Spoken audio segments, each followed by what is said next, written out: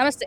Present అయితే నేను మెదక్ ఐదో వార్డ్ నుంచి అయితే మాట్లాడడం అయితే జరుగుతుంది. ముఖ్యంగా ఇక్కడ నుంచి కాంగ్రెస్ పార్టీ అభ్యర్థిగా రాగి అశోక్ గారు అయితే కంటెస్ట్ చేయడం అయితే జరుగుతుంది. సో ప్రచారం అయితే జరుగుతుంది ఏందనేసి అడిగి తెలుసుకుందాం. అన్న నమస్తే. నమస్తే. చెప్పండి, ఈరోజు లాస్ట్ డేట్ ఎట్లా జరుగుతుంది? ప్రచారం చాలా బాగా జరుగుతుంది.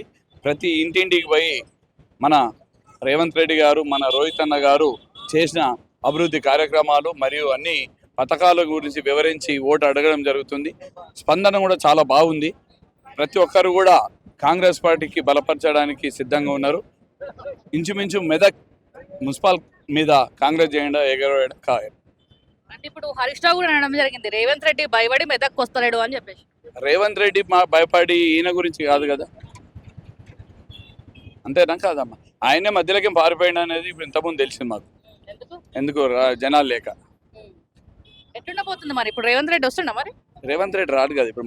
మా రోహిత్ రావు సబ్ ఎట్లుంది మరి? రోహిత్ ఎట్లా పని చేస్తుండే ఇక్కడ? చాలా బాగా పనిచేస్తుంది. ఎట్లుండబోతుంది మరి? మున్సిపల్ మీద ఎగరవేస్తున్నామని చెప్పాం కదా జెండా. ఏమేం చేసిన డెవలప్మెంట్ ఈ 2 సంవత్సరాలు ఏం చేసిండ్రు? ఇప్పుడు మున్సిపాల్కి వచ్చేసి 84 కోట్ల రూపాయలు, చర్చికి వచ్చేసి 30 కోట్ల రూపాయలు, ఏడుపేల వనదుర్గా భవాని మాతాకి 33 కోట్ల రూపాయలు, ప్రతి విలేజ్లో ప్రతి తాండాలలో రోడ్లు. ఇప్పుడు మున్సిపాల్కి వచ్చేసి 84 కోట్ల రూపాయలు రావడం జరిగింది. 84 కోట్ల రూపాయలు మున్సిపల్ స్థాపించినప్పటి నుంచి ఇప్పటివరకు కూడా మెదక్ మున్సిపాలిటీకి ఇన్ని వర్క్స్ ఎప్పుడు రాలేవు. ఇవన్నీ వర్కులు కూడా ప్రోగ్రెస్లో ఉన్నాయి. కొన్ని టెండర్లు అయినాయి అని చెప్పారు. అవన్నీ కూడా నడుస్తున్నాయి. మా మేనిఫెస్టో మా వార్డుకి సంబంధించి డెవలప్మెంట్లో అన్ని సీసీ రోడ్లు, డ్రైన్లు, కమ్యూనిటీ హాల్స్, పార్కులు ఇవన్నీ కూడా మేము. మా టార్గెట్ ఏంటంటే ఇందిరమ్మ ఇల్లు కట్టేయడం. మోరీలు అస్తవ్యస్తంగా ఉన్నాయి, అవన్నీ కూడా చేసి సీసీ రోడ్లు వేసి మెదక్ పట్టణంలో 5వ వార్డు అన్ని వార్డుల కన్నా ముందంజలో ఉంచాలని మా యొక్క కోరిక. రేవంత్ రెడ్డి వచ్చినాక పరిపాలన ఎట్లుంది? గత 10 ఏళ్ల పాలన ఎట్లుంది? 10 ఏళ్ల పాలన పక్క జరిపే కదా రేవంత్ రెడ్డి పాలన వచ్చింది. అందరికీ వస్తుంది అన్ని. రుణమాఫీ మా మున్సిపాల్లో ఉండదమ్మా. మా టౌన్లో మున్సిపల్ సంబంధం లేదు. ఇక విలేజ్లలో వాళ్ళు అడగదు. ఇంకా ఇంతే అమ్మా.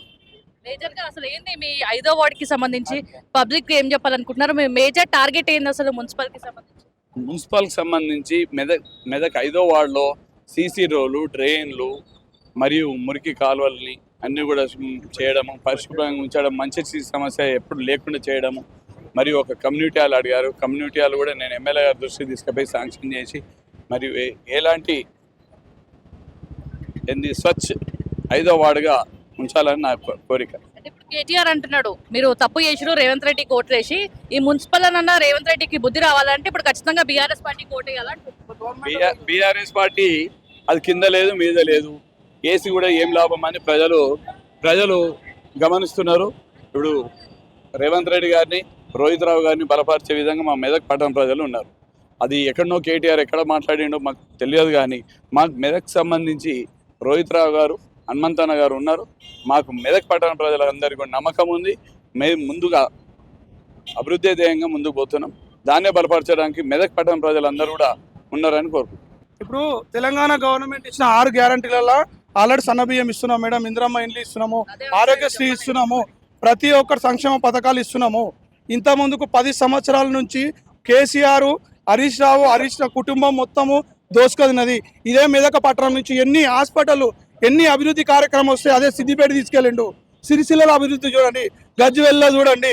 హరీష్ రావు ఇప్పటిదాకా మాట్లాడిన మీరు సమాధానం చెప్పారు కదా. ఒక మాట వినండి. ఇగో ఇదే ఇప్పుడు నెక్స్ట్ కాపోయే మా కౌన్సిలర్ గారు చెప్తున్నారు కదా, ఒక్కటే చెప్తున్నాడు, 5వ వార్డు నుంచి గెలిపియండి, మా గవర్నమెంట్ ఉన్నది. హరీష్ రావు నీకు ఒకటే సమాధానం చెప్తున్నా చూడు. మీరు ఇప్పటిదాకా అన్నారు కదా మా రేవంత్ రెడ్డి ఎందుకు రాలంటే, రేవంత్ రెడ్డి కూడా తిరగడానికి వేరే కాన్స్టిట్యున్సీలు ఉన్నాయి. మా మైనంపల్లి హనుమంతాన్ని ఒక్కడే చాలు, మీకు వేరే వాళ్ళు ఇవ్వలేము అవసరం లేదు. ఖబర్దార్ చెప్తున్నాం, ఇక్కడ మున్సిపాలిటీలో మేము కాంగ్రెస్ జెండా ఎగిరేస్తున్నాం.